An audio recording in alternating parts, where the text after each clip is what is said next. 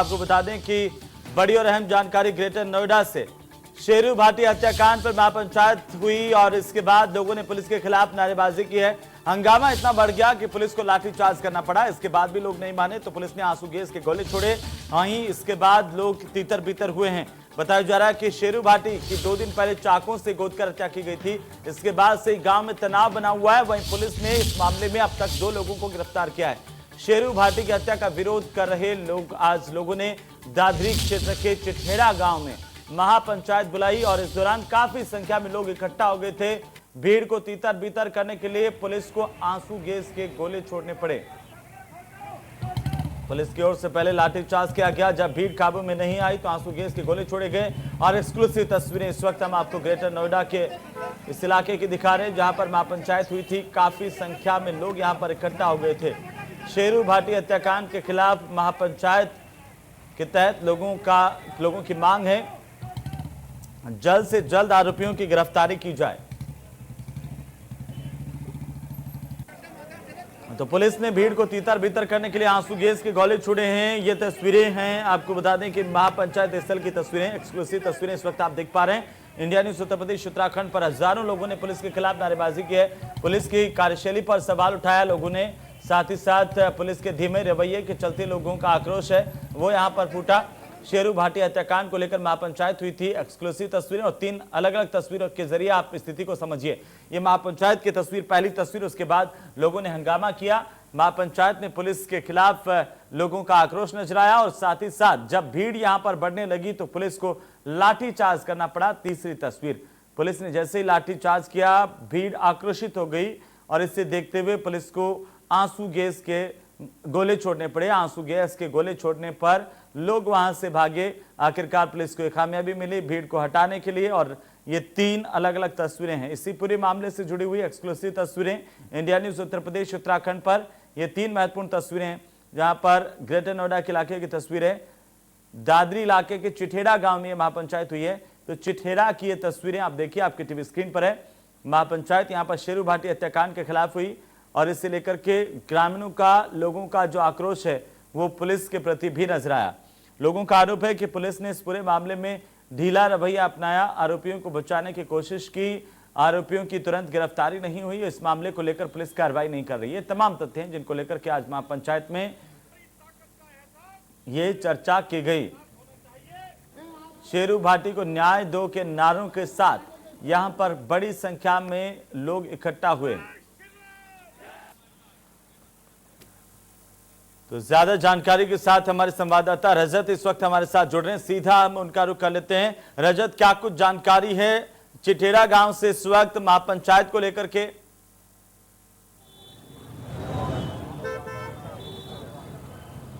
जी बिल्कुल हेमंत, हम उस वक्त उसी गांव में मौजूद जो कि दादरी क्षेत्र में पड़ता है। मैं आपको तस्वीरें दिखाऊंगा किस तरह से लोग यहाँ पर, देखो भारी पुलिस बल तैनात की गई है। इसी गांव की, इसी मंदिर के अंदर यहाँ पर जो यहाँ पर महापंचायत चल रही है, तस्वीरों में देखते किस तरह से जो यहाँ पे भारी पुलिस बल तैनात की। कहीं ना कहीं जो हत्याकांड है, शेरू हत्याकांड है, अब वो राजनीतिक मुद्दा भी बनता जा रहा है और जो यहाँ पर तमाम राजनीतिक जो लोग हैं वो भी आना जाना शुरू और भारी पुलिस फोर्स यहाँ पर तैनात कर दी गई है। लगभग 2 दिन पहले शेरू भाटी के यहाँ पर चाकुओं से गोद कर उसकी हत्या कर दी गई थी। फिलहाल जो यहाँ पर तमाम सैकड़ों की संख्या में लोग यहाँ पर अंदर मौजूद हैं और मामले बातचीत कर रही थी। आखिर जो रवैया यहाँ पर पुलिस का कहें तो आखिर किस तरह से जो ढीलापन सामने आ रहा है, लेकिन जिस तरह से जो मामले में 2 आरोपियों को गिरफ्तार कर भी लिया गया। जी, लेकिन इसके बावजूद भी लोग आक्रोशित क्यों हैं? कुछ लोगों से अगर आप रजत बात कर पाए इस वक्त।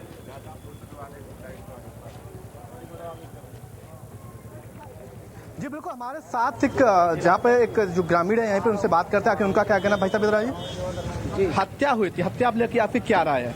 जी ये जो हत्या की गई है इसमें कहीं ना कहीं ये रंजिश के तहत हत्या कर दी गई है, क्योंकि चिठेड़ा और दादरी बहुत पास पास में है। हमारे शेर सिंह भाटी जी जो हमारे छोटे भाई, हमारे परिवार के भी थे और कहीं ना कहीं हमारा चिठैड़ा और दादीपुर दोनों आसपास ही हैं, एक से 1.5 किलोमीटर की दूरी पर गांव है।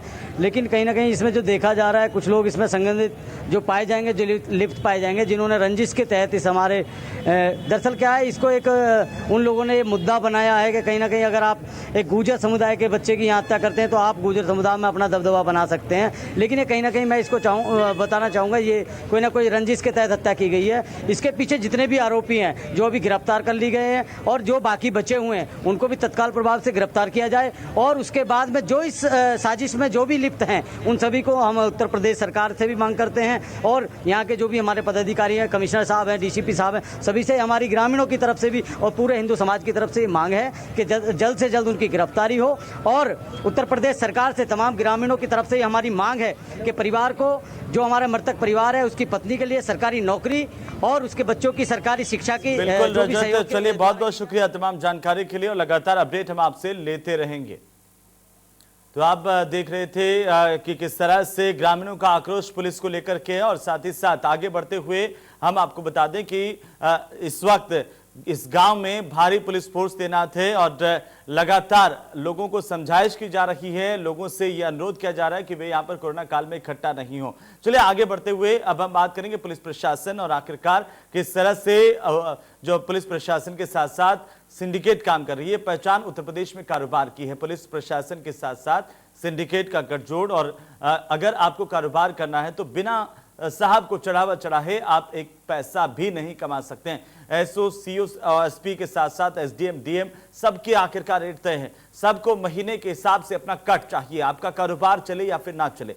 अगर आपको अपने कारोबार को सर पर दौड़ाना है तो बस चढ़ावा चढ़ाते रहिए। अगर महीने का चढ़ावा नहीं पहुंचा तो फिर समझ लीजिए कि आपका कारोबार बंद होगा ही, आप जीने के लायक भी नहीं बचेंगे। महोबा में कुछ ऐसा ही उगाही का खेल चल रहा है। इंडिया न्यूज आज आपके सामने इस उगाही के खेल के कुछ कड़ियां खोलने जा रहा है कि आखिरकार कैसे एक जिले का डीएम, एसपी उगाही के दलदल में धंसे हुए हैं और जब प्रशासन से लेकर के पुलिस के नुमाइंदे भी इसमें धंसे हुए हैं तो आखिर न्याय कब होगा, कैसे होगा, सुरक्षा कैसे मिलेगी, तमाम सवाल। और इन्हीं सवालों के साथ हम आपको बता दें कि महोबा के क्रेशर और विस्फोटक व्यापारी इंद्रकांत त्रिपाठी का एक ऑडियो सोशल मीडिया पर वायरल हुआ है, जिसमें व्यापारी इंद्रकांत त्रिपाठी सीधे तौर पर महोबा के डीएम पर गंभीर आरोप लगा रहे हैं और इसके बाद महोबा डीएम अवधेश तिवारी पर भी सवाल उठने लगे हैं। इसके साथ ही व्यापारी ने एसडीएम पर भी गंभीर आरोप लगाए हैं।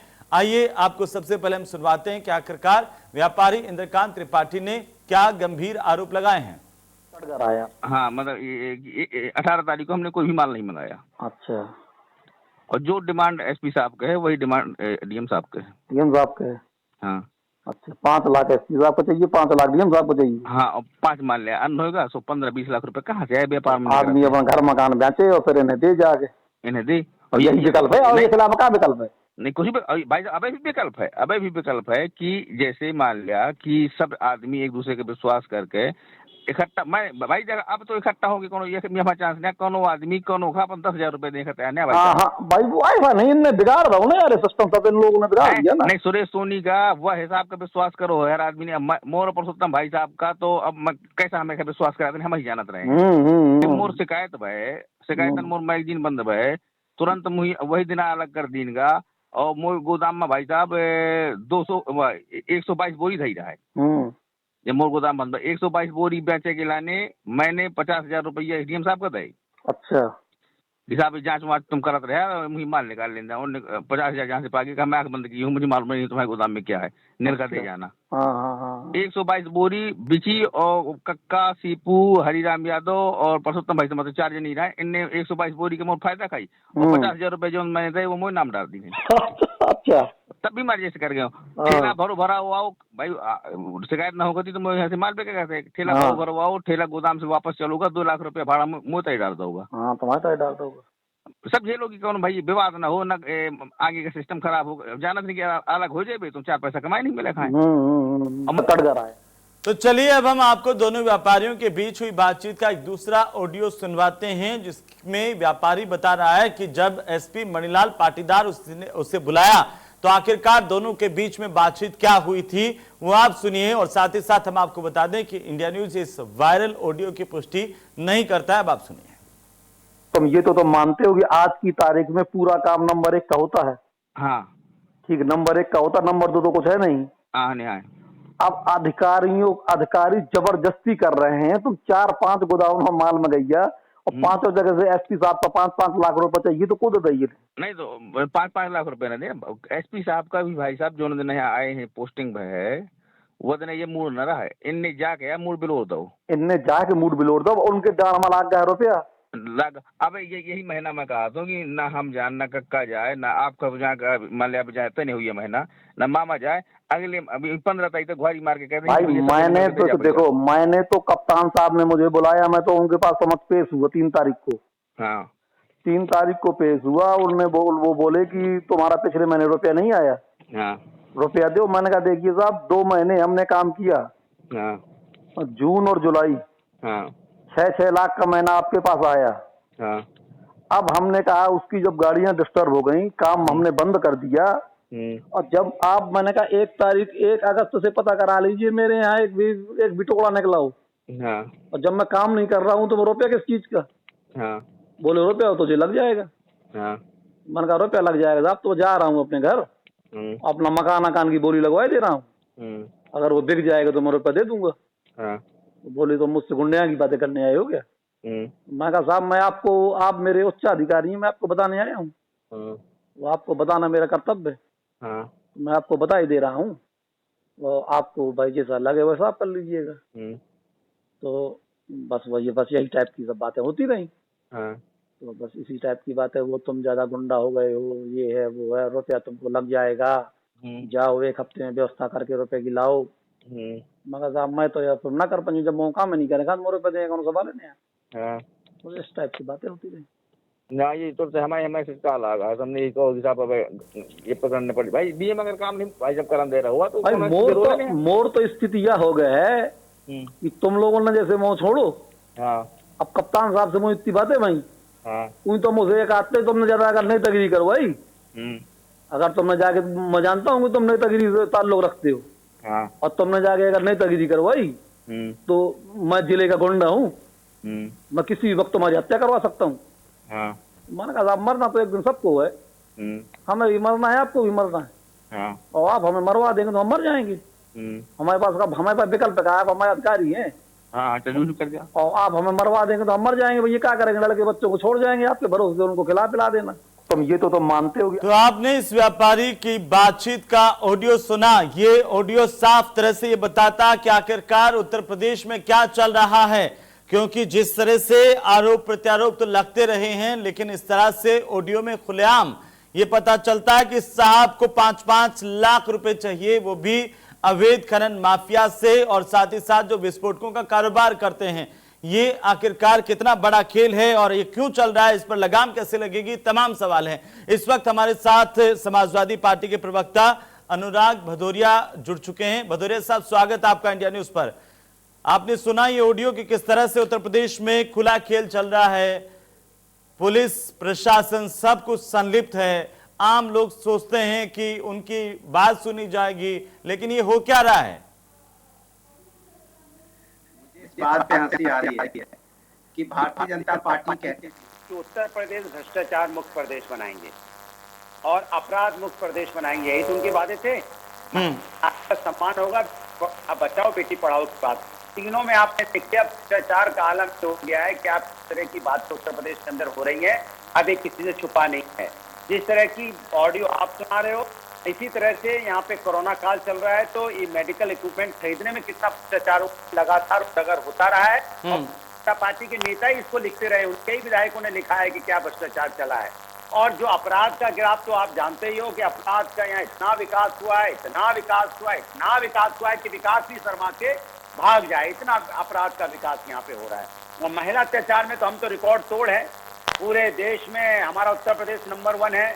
शायद इस बात पे उत्तर प्रदेश की सरकार को पता नहीं क्या सोचती है, मुझे नहीं समझ में आया आज तक।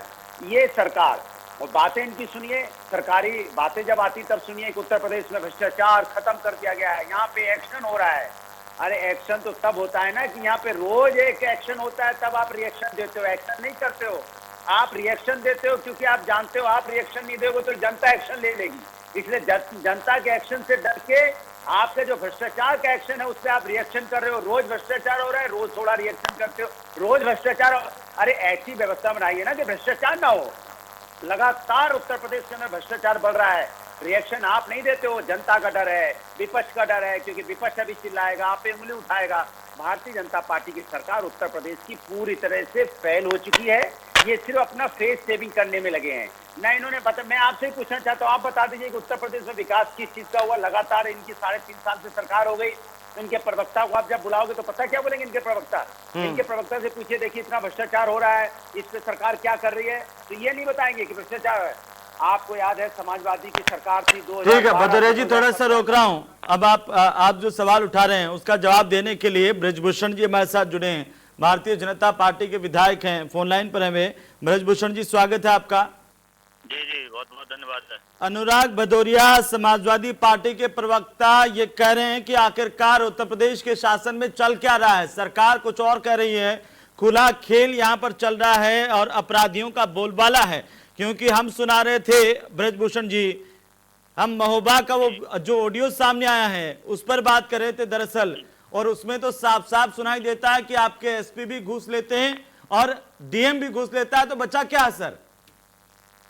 नहीं, तभी उनके ऊपर कार्रवाई हुई है, तभी उनके ऊपर कार्रवाई हुई और ऐतिहासिक कार्रवाई हुई। आज तक किसी भी एसपी के ऊपर इतनी बड़ी कार्रवाई नहीं हुई है किसी भी सरकार में, चाहे वो समाजवादी पार्टी का शासनकाल रहा हो या बसपा का शासनकाल रहा हो।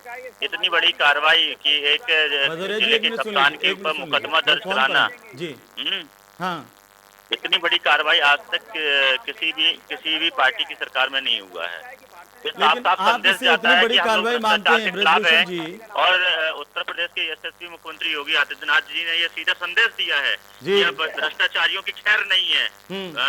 आज से नहीं, जब से हमारी सरकार बनी थी लगातार हमारे मुख्यमंत्री जी ये कह रहे थे, ब्रजभूषण जी मौका दे रहे थे कि आप लोग अपनी कार्यशैली में सुधार लाएं। अगर सुधार नहीं लाएंगे तो निलंबन की कार्रवाई करेंगे। बोलोगे कि कुछ करोगे भी। 3.5 साल से भ्रष्टाचार चल रहा है, आप कह रहे हो खैर नहीं है। अब 1.5 साल बचे हैं मात्र, वो भी जाने का समय आ गया। अरे भदौरिया जी सुन लीजिए, बड़बड़ करने से कुछ नहीं होगा, पहले सुन लीजिए जो विषय हो रहा है। पे बैठे थे सरकार के खिलाफ, 200 विधायक धरने पे बैठते, विधायक खुद ही परेशान है यहाँ पे। अब आप अपनी तकलीफ कह ना पाओ तो बात दूसरी है, कैमरा के सामने आप अपनी आत्मा से पूछ के देखिए देखिए होती है क्या? आपका डीएम एसपी सुनते हैं क्या? डीआईजी आईजी सुनते हैं क्या? आपकी विधायक की सुन नहीं रहे यहाँ पे जो अधिकारी नहीं सुन रहा है उनके ऊपर कार्रवाई हो रही है ना? कौन सी कार्रवाई हो रही है? कौन सी कार्रवाई हो रही है? आप अच्छी तरह जानते हैं कि ये उत्तर प्रदेश के अंदर में अधिकारी किसी की नहीं सुनते।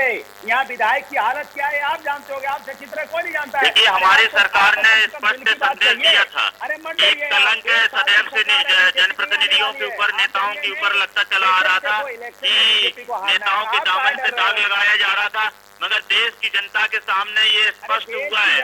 भदौरिया जी मेरी बात को सुन लीजिए, सुनिए, एक एक करके बोलेंगे तो समझ में आएगा। भदौरिया जी एक मिनट थोड़ा रोक रहा हूँ आपको। भदौरिया जी, ब्रजभूषण जी आपसे मेरा एक सवाल है।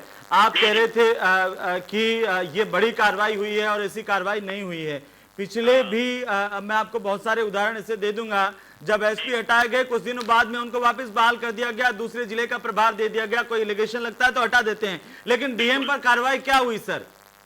देखिए, मैं वही आपको स्पष्ट बताना चाहता हूँ कि हमारी सरकार ने ये संदेश देने का काम किया है कि एक जनप्रतिनिधियों, नेताओं के दामन पे हमेशा दाग लगता था कि जनप्रतिनिधि जो है भ्रष्टाचार में सदैव लिप्त रहते हैं। तो हमारी सरकार ने लगातार अधिकारियों को जो संदेश दिया कि आप लोग कार्य सही से कीजिए, आपके ऊपर किसी भी जनप्रतिनिधि का किसी भी प्रकार से कोई दबाव नहीं आएगा। मगर ऐसे में आज देश में अधिकारियों की कार्यशैली जो है पूरे देश के लोगों के सामने आ चुकी है कि उनकी कार्यशैली किस प्रकार की है। इसलिए पहले हमारे उत्तर प्रदेश लेकिन ब्रजभूषण जी, क्या ये हालात जो है वो अब बन गए हैं या ये जो खेल है वो पहले से चला रहा है? में भी दे रहे थे संदेश तो आप महाराजगंज की देखिए, अब संदेश साफ साफ हम लोग साफ आ रहा है कि अब हम लोग जो है ट्रांसफर की व्यवस्था करेंगे, नियमन की कार्रवाई पे जाएंगे, FIR की कार्रवाई पे जाएंगे, जो भी बड़ी से बड़ी कार्रवाई होगी वो हमारी सरकार के माध्यम से की जाएगी। भदौरिया जी एक मिनट, भदौरिया जी एक मिनट। भदौरिया जी क्या करें जी, संदेश ही नहीं खत्म होता। मैंने बोला ना, ये तो संदेश तब भी दे रहे थे जब कुछ नहीं। पहले आप भदौरिया जी की पूरी बात सुन लीजिए। लेकिन ब्रजभूषण जी इतना बताइए कि डीएम पर भी कार्रवाई होगी क्या, और इस कार्रवाई के नाम पर क्या ये जो खेल रुक जाएगा? मैं आप दोनों को रोकना चाह रहा हूं, एक बार आपको वो ऑडियो संदेश सुना रहा हूं कि आखिर उसमें क्या एलिगेशन निकल करके सामने आ रहे हैं। व्यापारी की बात को सुनिए। भदौरिया जी एक मिनट भदौरिया जी वो संदेश सुनिए। मुख्यमंत्री महोदय जी से मैं ये निवेदन करना चाहता हूँ कि मैं इंद्रकांत त्रिपाठी पुत्र श्री किशोरीलाल त्रिपाठी जवाहर नगर कबरई का निवासी हूँ। महोबा पुलिस अधीक्षक श्री मणिलाल पाटीदार एक बहुत ही भ्रष्ट अधिकारी है जो खुलेआम हर किसी से रुपए की डिमांड करते हैं। जैसा कि मेरे साथ घटित हुआ, मेरे क्रेशर के पार्टनर बालकिशोर द्विवेदी और पुरुषोत्तम सोनी दोनों विस्फोटक के लाइसेंस होल्डर, मैगजीन होल्डर व्यक्ति हैं जिनका मैं प्रशासनिक व कानूनी कार्य देखता हूं।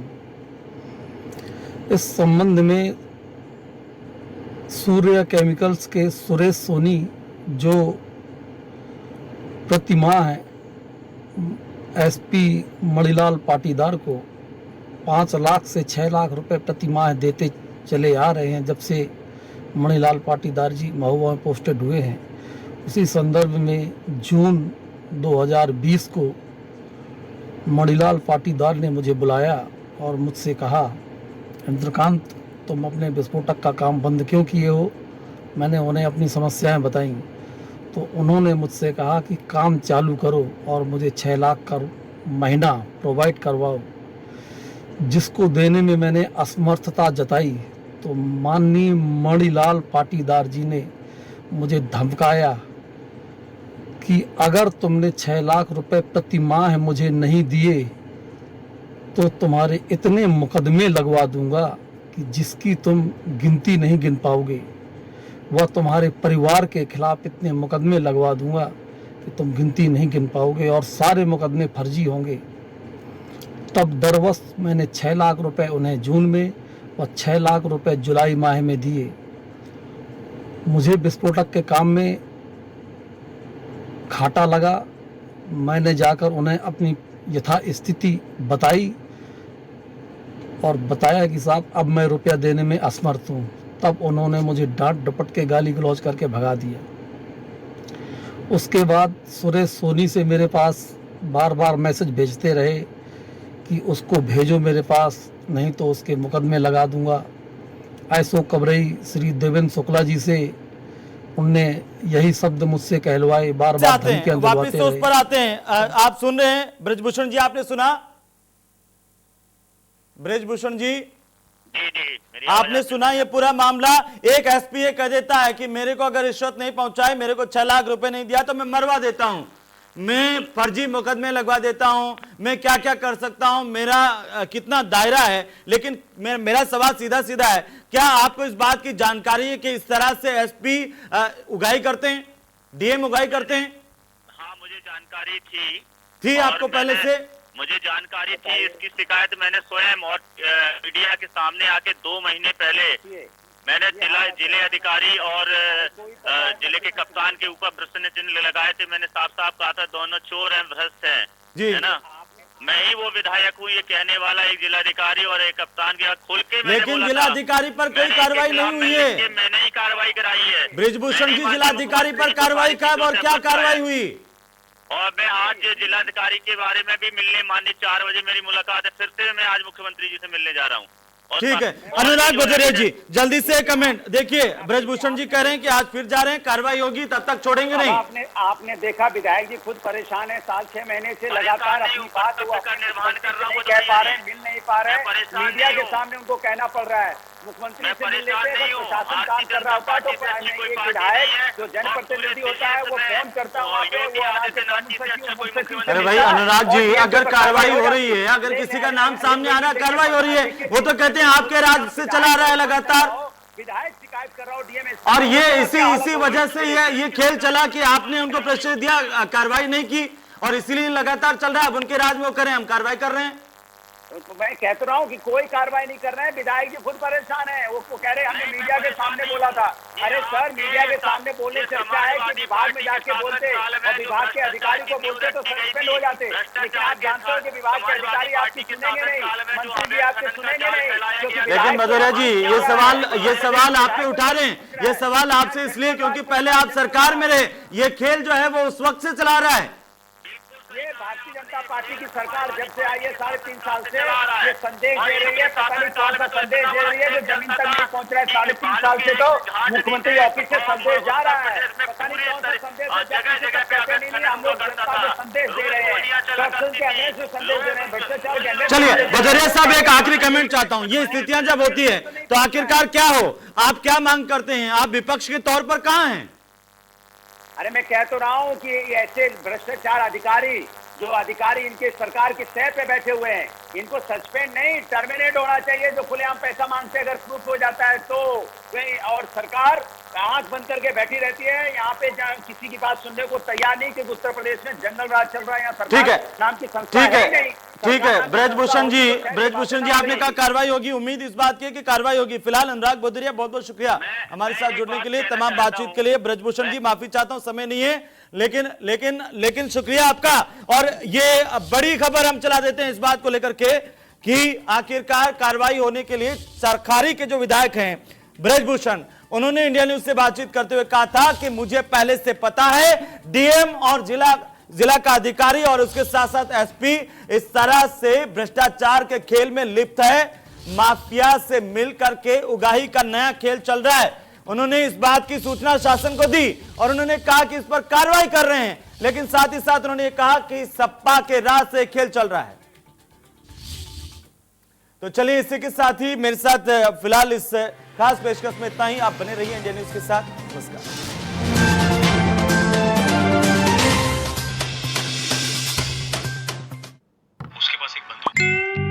जब घर बैठे हैं तो बेकार के चैट ग्रुप्स तो बनेंगे ही। जब बेमतलब के चैट ग्रुप शो टाइम की बत्ती लगा दें, फैमिली के खतरनाक फूफा जी को ऐड करते हैं।